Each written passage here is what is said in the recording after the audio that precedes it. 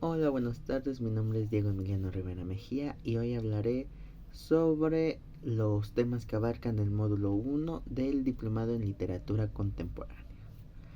Pues bien, comencemos. En primer lugar, tenemos la narrativa mexicana, que abarca desde el siglo XVIII, un poco del siglo XVIII, y comienza esta transición del siglo XIX al siglo XX, donde tenemos a autores como Luis G. Inclán, como Rafael Delgado, Ignacio Manuel Altamirano, Manuel Paino, José Tomás del Cuellar y Emilio Gamboa. O sea, todos estos escritores, personas cultas, empezaron a transmitir sus ideas sobre la gran novela realista y naturalista en México.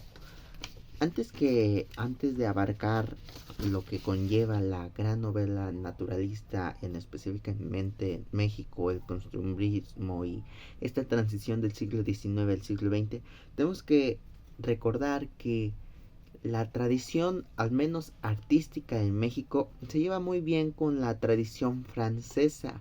Podemos decir que México y el mundo durante este siglo hablan francés, como bien decíamos en el diplomado. Entonces, México trae una gran riqueza francesa que no es para mal.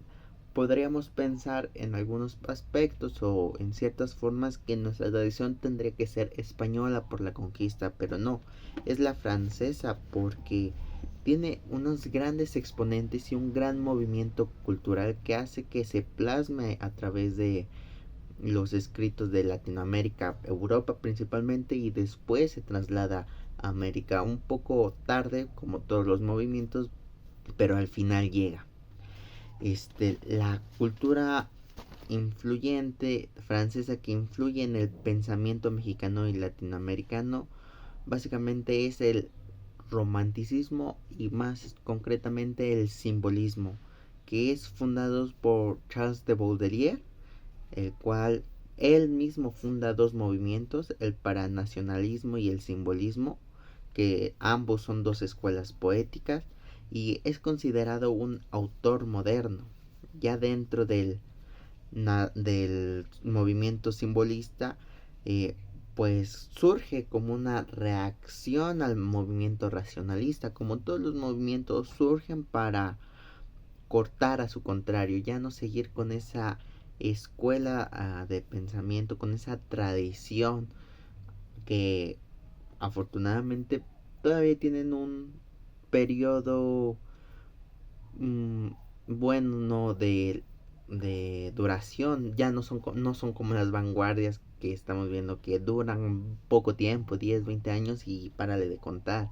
No, aquí afortunadamente tienen un siglo de tradición, un siglo de pensamiento, un siglo de escritura que es muy enriquecedor. Dentro de los postulados del simbolismo está el individualismo. Ya no todo es colectivo, ya no todo es por el bien de la sociedad como en el racionalismo, sino es un poco individualista. La originalidad, todo debe ser original, artístico.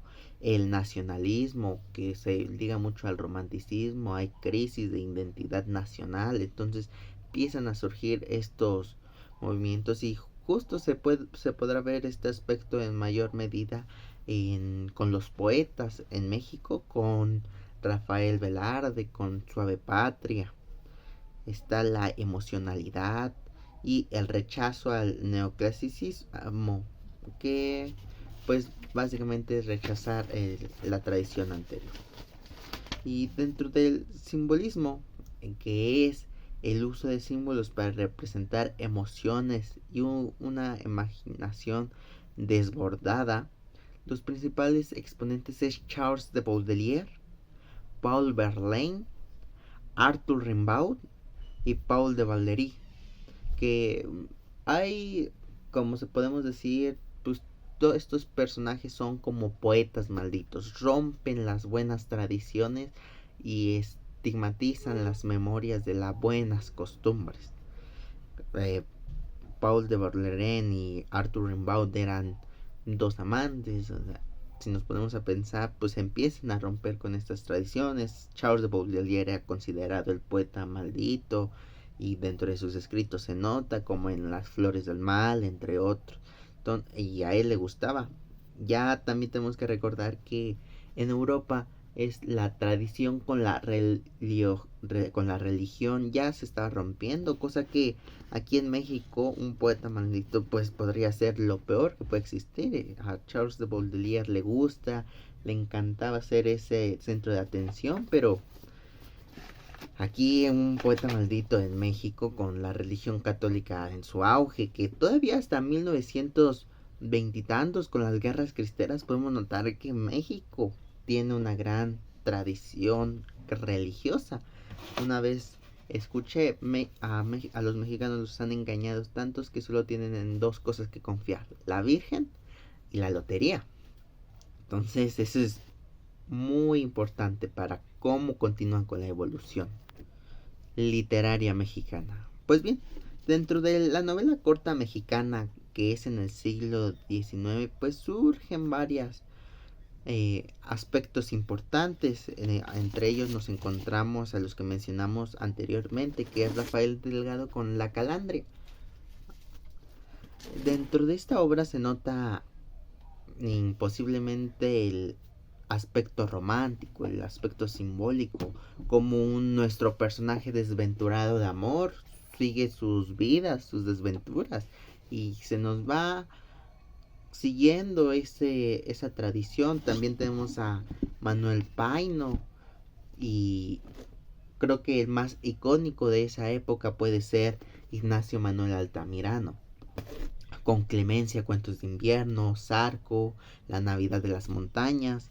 Principalmente en Clemencia está el aspecto romántico marcado: jóvenes militares, la funesta muerte al final, la reconciliación del personaje femenino de encontrar a su verdadero amor pero demasiado tarde. Entonces todos estos elementos empiezan a nutrir la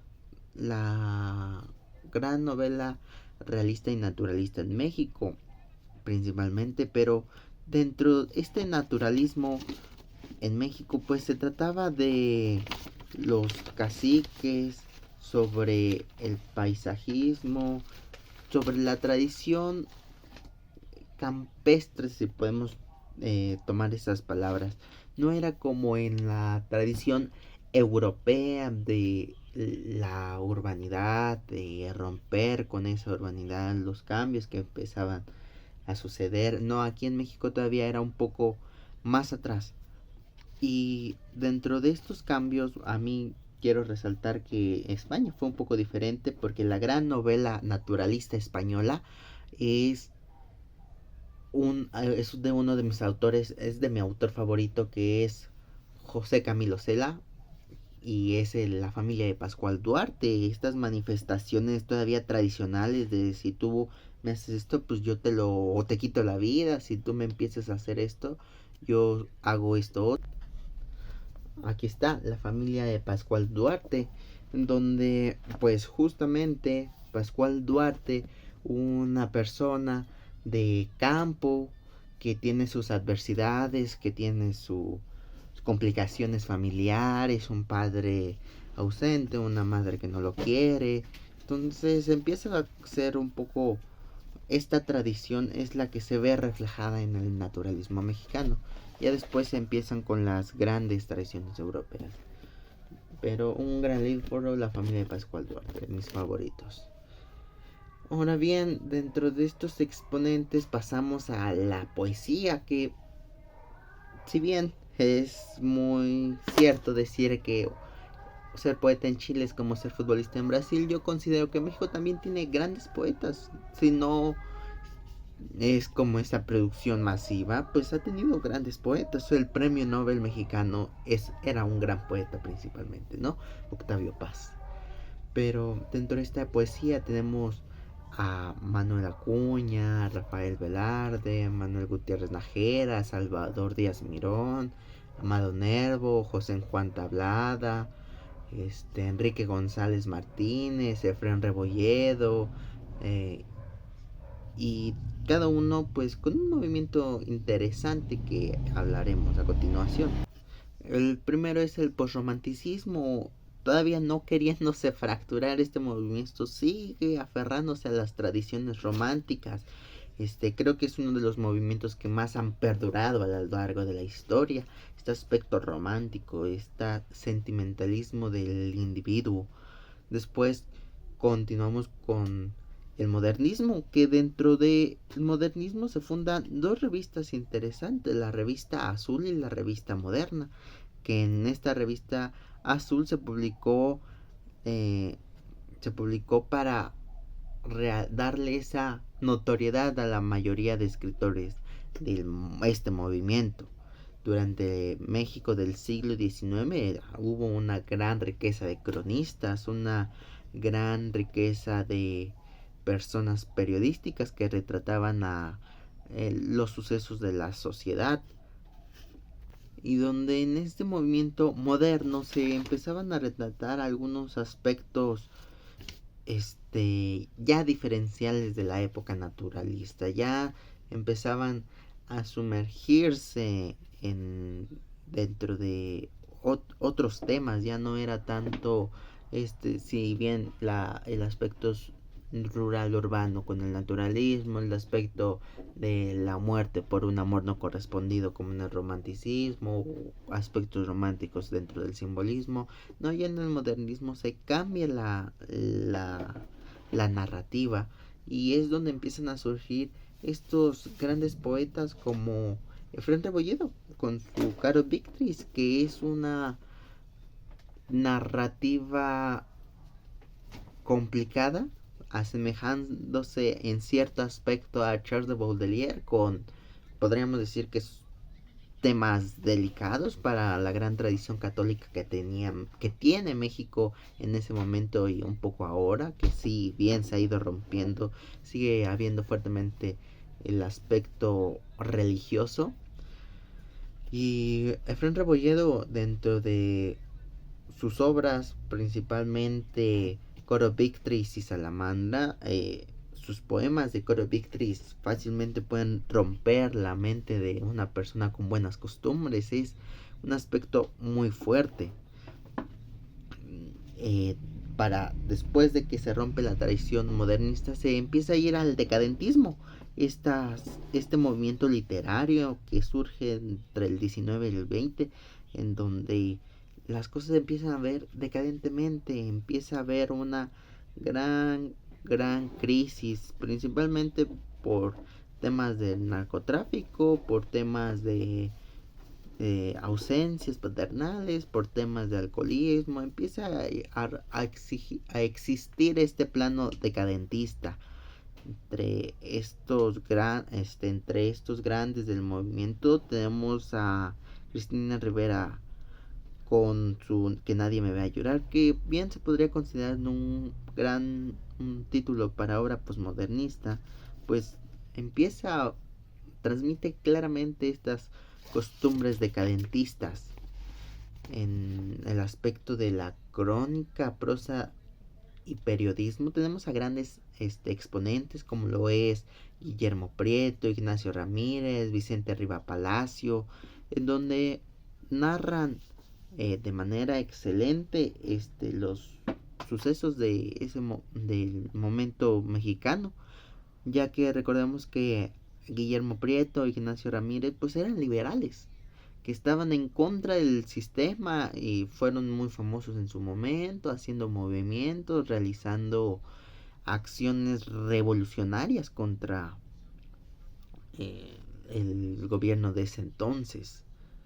Y de aquí pasamos a uno de mis temas favoritos, que es el Ateneo de la Juventud, porque tenemos a personajes interesantes como Justo Sierra, Antonio Caso, José Vasconcelos, Alfonso Reyes, Pedro Enríquez, Antonio Méndez Bollo.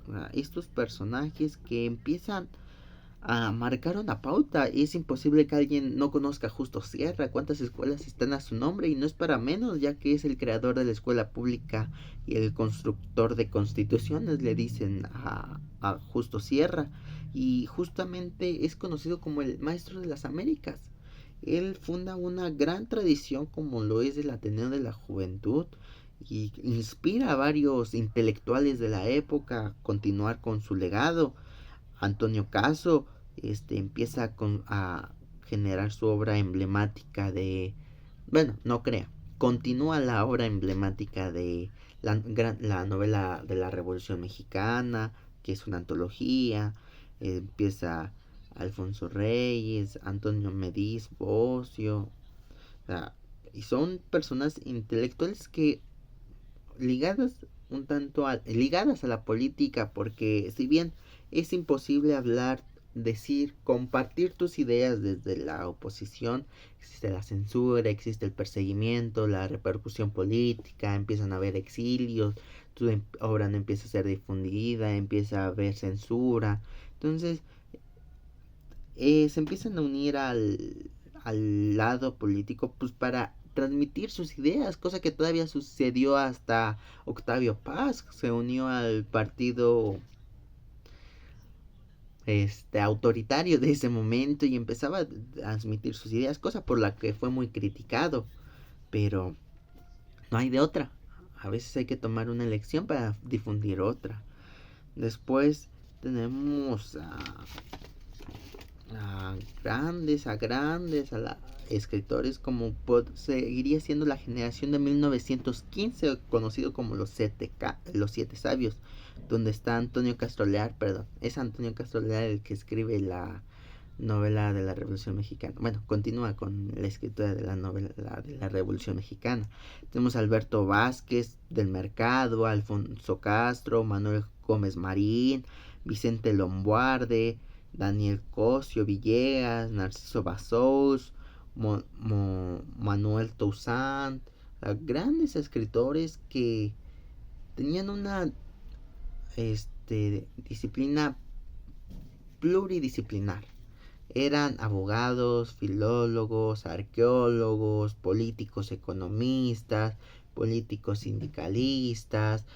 Tenían una gran riqueza que permitió transmitir al México de ese entonces una gran variedad de elementos literarios. Después tenemos a un tema que a día de hoy sigue existiendo, la Revolución Mexicana. Y se empieza a crear esta gran novela de la Revolución Mexicana, que la generación de la generación de 1915 junto con los Ateneos de la Juventud criticaban este movimiento. Hoy en día creo que serían muy pocas personas que dijeran que el movimiento de la Revolución Mexicana fue muy bueno, pero es que este movimiento fue muy sanguinario, fue muy rompedor, no había orden, existía muchos caciques, mucha gente buscando el poder, muchas matanzas. Es comprensible que estos pensadores o no les gustara este movimiento. Entre el movimiento de la Revolución Mexicana, gente que lo transmite muy bien es Mariano Azuela con los de abajo. Nos empieza a mostrar cómo con Demetrio este movimiento se fracturó, se dividió, ya no había un porqué, y al final nomás morías por morir, ya no había una causa por morir, simplemente te llegaba la hora. Con Nelly Campobello, que transmitió el periodo de 1916 a 1920, uno de los movimientos más sanguinarios en el norte, en donde te mataban porque había tal revuelta, porque eras de tal bando, porque estabas en tal lugar. Entonces son movimientos muy sanguinarios. Ya también dentro de estos grandes teóricos está Martín Luis Guzmán, Rafael M. Muñoz, Agustín Llanes, Carlos Fuente, que ya es de las finales, en donde con la muerte de Artemio Cruz nos empieza a mostrar pues los finales de esta época. Jorge Ibargüengoitia. Y realmente la evolución de la evolución mexicana ha sido muy enriquecedora. ha pasado por periodos difíciles, pero ha sido una gran riqueza cultural, no solo para México, sino para el mundo, donde también Carlos Fuentes puede haber sido un premio Nobel, tenemos al premio Nobel Octavio Paz. Entonces, la literatura mexicana seguirá evolucionando y de buena manera.